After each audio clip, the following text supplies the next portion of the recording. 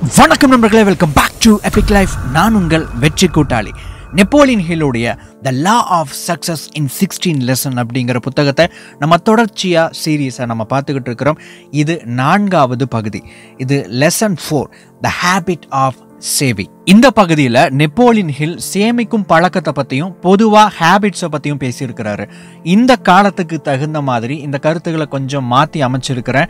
ஏன்னா இதை கேட்குற உங்களுக்கு இது பிரயோஜனமாக இருக்கணும் அப்படிங்கிறதுக்காக இந்த வீடியோவில் இந்த புத்தகத்திலேருந்து ஒரு 20% என்னுடைய இந்த கருத்துக்கள் எல்லாம் இருந்தால் நல்லாயிருக்கும் அப்படிங்கிற என்னுடைய அபிப்பிராயம் ஒரு 80% கலந்து இந்த வீடியோவில் இருக்கக்கூடிய ஒரு கண்டென்ட்டை கொடுத்துருக்கிறேன். இப்போ த ஹேபிட்ஸ் ஆஃப் சேவிங் அப்படிங்கிற பகுதியில் நாம் தெரிஞ்சுக்க வேண்டிய முக்கியமான சில ஐடியாஸை பார்க்கலாம். முதலாவது 3 pillars ஆஃப் ஃபைனான்சியல் இண்டிபெண்டன்ஸ். பொருளாதாரத்தில் உங்களுடைய இலக்குகளை அடையணும் அப்படின்னாலும் சரி, தன்னிறைவு அடையணும் அப்படின்னாலும் சரி, அதுக்கு ஒரு 3 நிலைகள் இருக்குங்க. முதலாவது அதிகமான பணம் சம்பாதிப்பது, இரண்டாவது பணத்தை அதிகமாக சேமிப்பது, மூணாவது அதிகமாக பணத்தை வைத்துக் கொள்வது அல்லது பணத்தினுடைய மதிப்பை மாற்றுவது. அது ஒரு இன்வெஸ்ட்மெண்ட்டாக இருக்கலாம், அல்லது அது ஒரு ஆசெட்டாக, ஒரு சொத்தாக இருக்கலாம், அல்லது எப்படி வேண்டுமானாலும் அந்த பணத்தை நீங்க கன்வெர்ட் பண்ணணும்.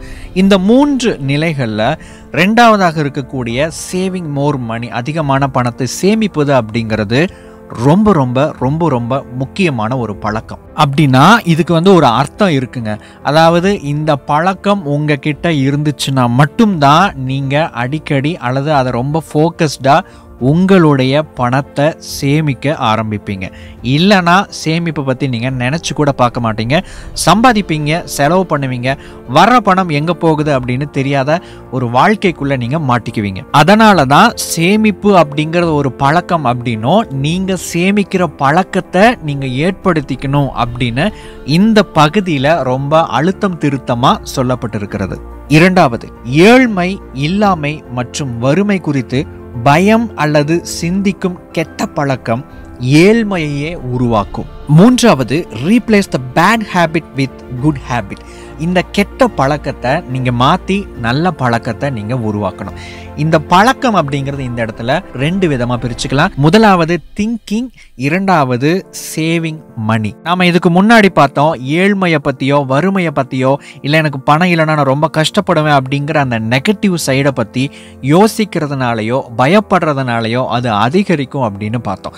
அப்போ இதுக்கு ஆப்போசிட்டா நீங்க திங்க் பண்ணணும். அது எப்படின்னா, நீங்க எப்படி பணத்தை அதிகமாக உருவாக்கலாம், நீங்க எப்படி பணத்தை அதிகமாக சேமிக்கலாம், எப்படி முதலீடு பண்ணலாம் அப்படிங்கிற விஷயத்தை பற்றி நீங்க அதிகமாக யோசிக்க ஆரம்பிக்கணும். ரெண்டாவது பழக்கம், நீங்க பணத்தை சேமிக்க ஆரம்பிக்கணும். பணத்தை சேமிங்க அப்படின்னு சொன்ன உடனேயே உங்க மனசுல ஒரு உண்டியல் ஞாபகம் வந்திருக்கும் இல்லைங்களா? ஏன்னா நம்ம சின்ன வயசுல இருந்து பழகின சேமிப்புங்கிற ஒரே ஒரு விஷயம் என்ன அப்படின்னா, உண்டியல்ல சில்லறை காசுகளை போட்டு வைக்கிறது. ஆனா இங்க சேமிப்பு அப்படிங்கிறதுக்கு இன்னும் கொஞ்சம் ஆழமான அர்த்தங்கள் இருக்கு. முதலாவது, சேமிப்பு அப்படிங்கிறது பணத்தை பாதுகாக்கிறது. சேமிப்பு அப்படிங்கிறது தேவையில்லாத செலவுகளை தவிர்த்து அல்லது தேவையில்லாத செலவுகளை தவிர்க்கிறதுக்காக செய்யப்படுற ஒரு செயல். இதை நீங்க செய்யணும் அப்படின்னா உங்களுக்கு அவசியமில்லாத, சம்பந்தம் இல்லாத, தேவையில்லாத பொருட்களை அடிக்கடி வாங்கணும் அப்படின்னு உங்களுக்குள்ள இருந்து உருவாகிற அந்த இம்பல்ஸ், அந்த தூண்டுதலை கட்டுப்படுத்துறது. அடுத்தது, உங்களுடைய பண மதிப்பை மாற்றும் விதமாக, அதாவது ஒரு முதலீடாகவோ அல்லது ஏதாவது ஒரு ஆசெட்டாகவோ மாற்றும் விதமாக நீங்க பணத்தை உருவாக்குறதுக்காக செய்யப்படுற ஒரு செயல். இந்த மாதிரி பணத்தை சேமிப்பு அப்படிங்கிறதுக்கு நிறைய உள்ளார்ந்த அர்த்தங்கள் இருக்கு. ஸோ சேமிப்பு அப்படிங்கிறது பணத்தை தனியாக எடுத்து வைக்கிறது மட்டும் இல்லைங்க, இத்தனை விஷயங்கள் இதில் அடங்கி இருக்கு. நான்காவது, சேமிப்பு அப்படிங்கிறது இந்த காலகட்டத்தில் ரொம்ப ஈஸியான ஒரு விஷயம் அப்படிங்கிறத ஞாபகம் வச்சுக்கோங்க. எல்லாருக்குமே அக்சஸ் பண்ணக்கூடிய பேங்கை வச்சு, அதுவும் இன்னைக்கு இந்த காலகட்டத்தில் பேங்க் பார்த்தீங்கன்னா எக்கச்சக்கமான ஃபீச்சர்ஸை கொடுத்துக்கிட்டு இருக்கிறாங்க. 0 பேலன்ஸ் மெயின்டைன் பண்ணினா போதும் அப்படிங்கிறாங்க. ஆப்லாம் வந்துருச்சு, internet banking, net banking, mobile banking எல்லாமே இதை பயன்படுத்தி நாம எளிமையா சேமிக்க முடியும். நான் தனிப்பட்ட முறையில சேமிப்பு அப்படிங்கிற அந்த ஒரு விஷயத்துக்காக மட்டும் செய்யற ஒரு 3 மெத்தடை நான் அவங்க கூட இப்போ பகிர்ந்துக்க போறேன். முதலாவது, ஆர்டி, ரெக்கரிங் டெபாசிட். இது எல்லாத்துக்குமே தெரிஞ்ச ஒரு விஷயம் தான். இன்டர்நெட் பேங்கிங், நெட் பேங்கிங்கை பயன்படுத்தி ஈஸியாக நீங்கள் இந்த விஷயத்தை பண்ணலாம். அதாவது மாதம் ஒரு குறிப்பிட்ட ஒரு தொகையை ரெக்கரிங் மூலமாக, அதாவது ஒவ்வொரு மாதமும் ஒரு குறிப்பிட்ட தேதியில் இந்த பணத்தை வந்து என்னுடைய சேவிங் அக்கௌண்ட்டில் இருந்து இந்த டெபாசிட் அப்படிங்கிற அக்கௌண்ட்டுக்கு இந்த பணம் வந்து ஆட்டோமேட்டிக்காக மாறிக்கிட்டே இருக்கும். இதை நான் ஒரு தடவை செஞ்சுட்டேன் அப்படின்னா இது வந்து தொடர்ச்சியாக நான் எவ்வளோ மாதங்களுக்கு நான் அதை வச்சுருக்கிறேனோ, 3 மாதமோ 6 மாதமோ எவ்வளோ செட் பண்ணியிருக்கிறேனோ அந்த மாதம் வரைக்கும் இது அந்த பணத்தை எடுத்துக்கிட்டே இருக்கும். இதுக்கு வந்து வட்டியும் கிடைக்கும். ஆனால் என்னுடைய நோக்கம் அப்படிங்கிறது அதுலேருந்து வட்டி வாங்குறது கிடையாது. அந்த வட்டி வந்து ரொம்ப கம்மியான ஒரு வட்டி தான், அதிகமான வட்டி எல்லாம் கிடையாது. அப்போது என்னுடைய நோக்கம் என்னென்னா, என்னுடைய பணத்தை மாதம் குறிப்பிட்ட அளவு ஒதுக்கி வைக்கணும், எடுத்து வைக்கணும், அதுவும் பாதுகாப்பாக எடுத்து வைக்கணும், செலவு பண்ணக்கூடாது, ஈஸியாக நான் அதில் கை வைக்கக்கூடாது அப்படிங்கிறதுக்காக இந்த முறையை நான் வந்து கையாள்வேன். பெரும்பாலும் எனக்கு ஒரு குறிப்பிட்ட தொகையை அடையணும், அதாவது ஃபைனான்ஷியல் கோல் இருக்குது, ஏதாவது ஒரு விஷயம் வாங்கணும் அப்படிங்கிறதுக்காகவோ அல்லது ஏதாவது ஒரு இன்வெஸ்ட்மெண்ட் பண்ணணும், அதுக்கு ஒரு பணத்தை சேமிக்கணும் அப்படிங்கிறதுக்காகவோ இந்த மெத்தடை நான் வந்து யூஸ் பண்ணுவேன். ரெண்டாவது எஸ்ஐபி, சிஸ்டமேட்டிக் இன்வெஸ்ட்மெண்ட் பிளான்.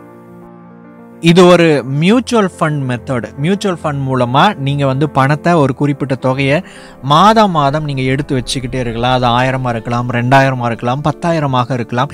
உங்களுக்கு எது வசதி வாய்ப்பாக இருக்கோ அதை வந்து எடுத்து வச்சுக்கிட்டு நீங்கள் ஒரு குறிப்பிட்ட வருடங்களுக்கு நீங்கள் அதை வந்து அப்படியே பணத்தை போட்டுக்கிட்டே வரணும்.